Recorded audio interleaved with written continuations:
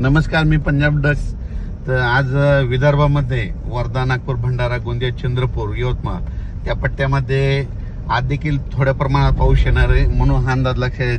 त्याच्यानंतर परभणी, हिंगोली, नांदेड त्या भागातील हळदीच्या शेतकऱ्यांना 9 तारखेपासून 8-9च्या दरम्यान तुमच्याकडे देखील एक अवकाळीचा मान्सून पूर्व अवकाळी येणार आहे. थोडाच आहे म्हणून तुम्ही तुमच्या हळदीची जरा 2 दिवस काळजी घ्यायची.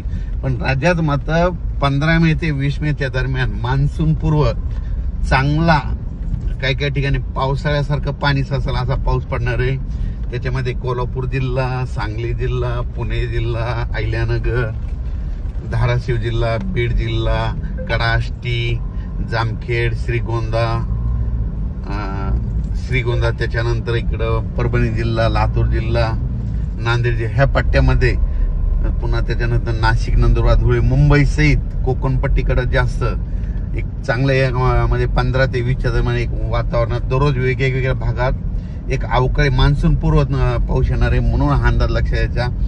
ज्यांना हळद लागवडीसाठी तुम्ही शेतं तयार करून घ्या, कारण की एक चांगलं एक वातावरण तयार होणार आहे आणि त्याच्यामध्ये तुमच्या हळद असेल, मिरची लागवड असेल, त्याच्यामध्ये ते पोषक वातावरण ठरणार आहे म्हणून हा अंदाज लक्षात यायचा. आणि 2000 शेतकऱ्याला सांगू इच्छितो की यावर्षी मान्सून वेळेवर येणार आहे म्हणून शेतीचे आजच्यानं 32 दिवस पाऊस राहिला आहे म्हणून तुम्ही शेतीचे कामे करून घ्या.